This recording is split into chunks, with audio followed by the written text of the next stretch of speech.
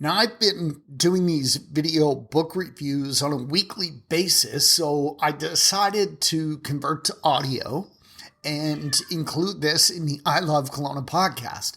This will be episode 101 of the I Love Kelowna podcast, and it's book number 12 of the Book of the Week Club. So this week, we're covering How I Conquered Call Reluctance, Fear of Self-Promotion, and Increased My Prospecting by Sidney Walker. Now, this was a book I chose because I've always had the problem of what they call reluctance. I'm a pretty good salesman. I'm a really good negotiator. I'm great at drafting contracts and presenting offers, but for some reason, I've had a phobia of the telephone and I just don't like doing it. So this was a book I wanted to do because I realize it's just one of those things that is not rational, that's been holding me back from reaching my full potential. So the author, as you could guess, had a similar experience to me. He had call reluctance, and basically he had a very, very bad experience when he started in his first sales job. They had him cold calling, and it was a really rough business. I can't remember what it was, but the rejections he got were incredibly harsh. And that company ended up going out of business. It was just a really bad setup, but it kind of damaged him for a long, long time. So he became a coach and a consultant and realized that he was, reluctant to pick up the telephone, and that was holding him back because he was a good salesman and everything else. So I really recommend this book if you can relate to what I'm talking about. It'll increase the activity that you do just naturally, right? So everybody is promoting something, whether it's real estate or a book or, we work for a company, everybody's promoting something. Even if we need to call our kids or our parents or, make phone calls to friends, a lot of times that call is difficult. We don't want to make it, right? So this book really is based on the author's 30 years experience as a sales performance coach.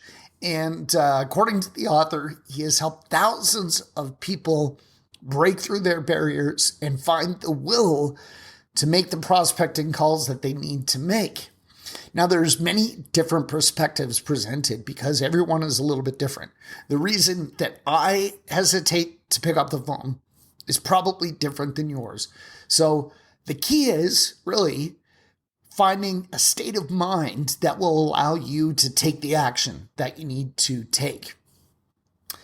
From a bigger perspective, this book is about how to positively deal with the resistance that you have doing what you need to do to succeed. So all of us have some resistance for certain tasks that we need to do.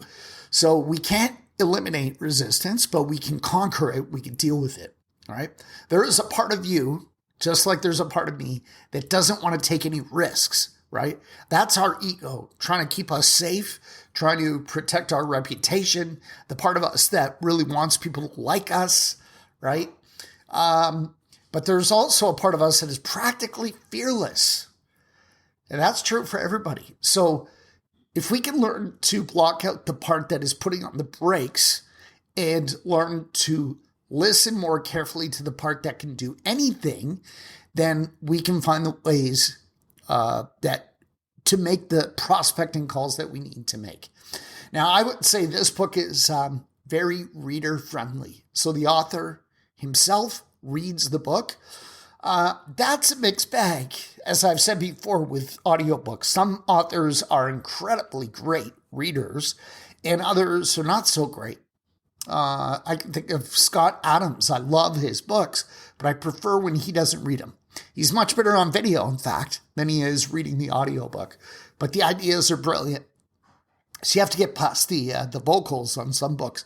This book is quite nice. He's got a very pleasant, very friendly tone, easy to follow. He doesn't stutter. There's nothing wrong with his reading. It's not like super powerful and intense like that Trump book, which was number 2 that I covered. That's one of my favorite readers of all time. And I forget the name of him, but look it up. He's amazing. Anyways, this is really reader-friendly in tone, listener-friendly, I should say. The commentary, the organization, the presentation. It's real simple, real easy to follow. It's very informative, and it is really practical. So in every chapter, he gives practical tips on how to overcome your call reluctance. So everything from visualization to creating a plan to doing mental tricks to engage your right brain, your creative brain, and shut off your analytical brain. Even like different physical exercises you can do to get yourself pumped up. And really starts with setting goals and having a system in place and getting yourself in the correct frame of mind, and then tracking. So we have to track our progress because, first of all, it'll help us make adjustments as needed, but also it's exciting to see progress. So we set a simple goal. Let's say it's 10 calls a day or 10 connections a day. So there's a difference between dialing the phone and actually speaking to someone, right? So let's say we want to connect with 10 people a day, which is my current goal. It could be a text message, but we need to get better at the telephone. I've said before that, every client is different.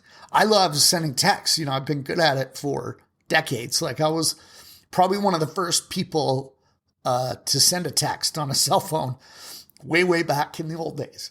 But I noticed with some clients, if you text them, they get really annoyed. Generally older clients, but also younger ones. And then vice versa with younger clients. I remember one client, I phoned her and she thought something was wrong because like nobody ever phones her, right? Her parents might phone her if she's in trouble or something very serious, but she just thought it was really strange that I called. So the telephone is one of the skills that I've been getting much better at. And I think in any sales profession, like I said, you've got to be good at email, texting, and the telephone. There's nothing like when a deal looks like it's going sideways or people are feeling tension. There's nothing like a warm, friendly voice to help a person through what they're going through mentally and emotionally for deals that are on the brink. So improving your phone skills is great. It also lets people know that you're thinking about them and you care about them. I think about my clients all the time, but they don't know it because I have not been picking up the phone as much as I should be. Now that I'm doing more calls, this is really, really great. And many times people will say, Luke, I was just thinking about this house down the street and I want to go see it, right?